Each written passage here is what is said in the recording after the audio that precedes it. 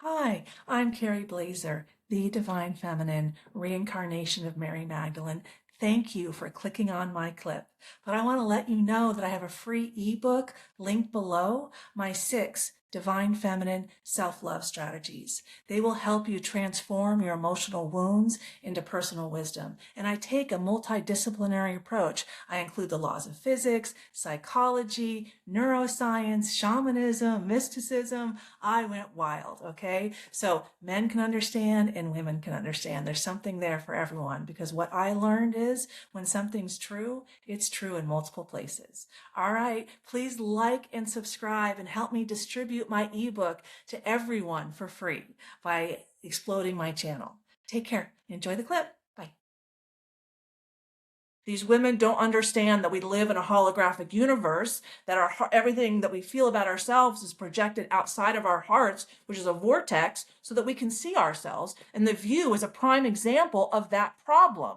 They call everybody else racist and sexist and misogynist, when in reality, they are just talking about themselves, but they lack awareness. They just lack awareness. We're souls having a human experience. This is how souls operate, you know? The heart's a vortex.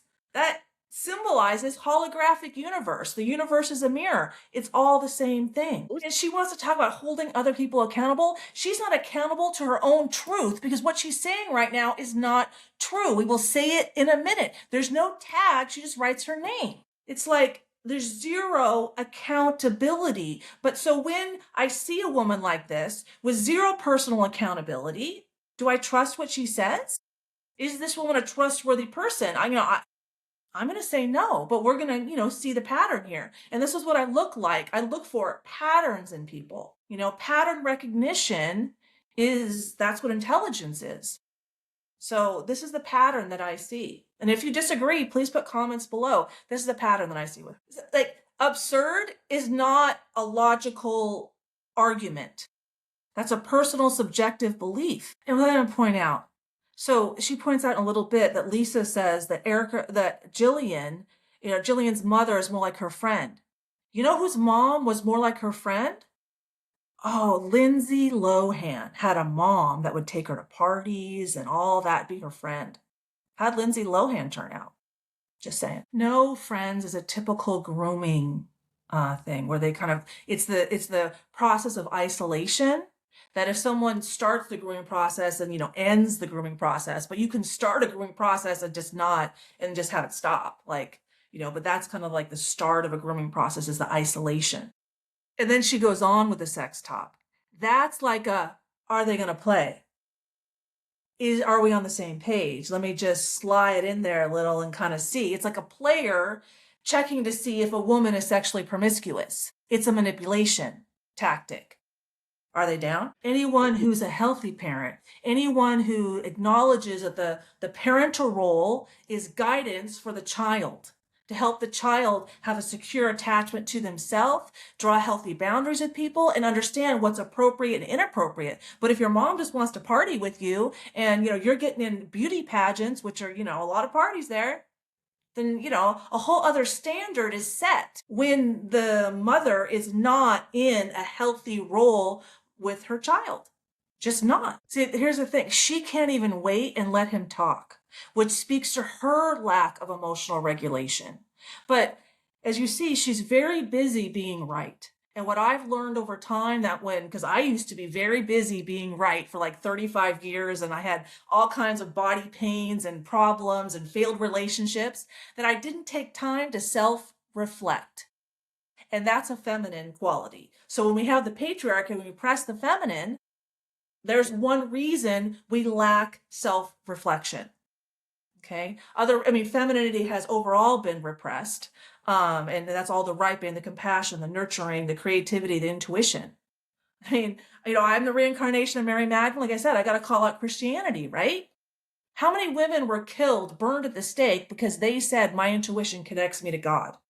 Now I know we're not doing that anymore, but Christianity promotes that the cross is the only ladder to heaven, as if heaven is external to our current reality. But If we acknowledge current laws of physics that we know now, we live in a holographic universe, and our heart is a vortex. And vortexes can't be commanded, right? So if my soul is communicating out through my heart, and that's a vortex, that naturally spins out my energy so I can see myself on the quantum field, because the universe is a mirror showing me myself in every moment. When I have fear, guilt, and shame in my soul, I attract in fear, guilt, and shameful events into my life so I can see myself. Like this young lady attracted Erica into her life so she can see how inappropriate she is, how inappropriate female women in her life are. And why does she attract an inappropriate female adult? Oh, her mom acts like a friend. Her mom is inappropriate. So in her worldview, this is all how it works. And we see Lisa make this excuse. Well, that's just how it works in pageant work. Well, just because it's pageant doesn't make it appropriate. Actions are appropriate or inappropriate. It's either appropriate to sext a 15-year-old as a 25-year-old, or it's fucking not. Okay? Like, there's no two ways about it because, oh, you're in pageant world. No. So now she tries to, well, is this eligible for criminal charges? No, we're talking about appropriate or inappropriate. So now she moves the goalpost again because she can't be right with him, because she can't out argue him that the sexting was appropriate. So now let's move to, well, is it criminal? Why do we need to move the goalposts? There's no middle ground. How many people start to groom someone and then, oh my God, I want to do it? So it's like an all or nothing thing.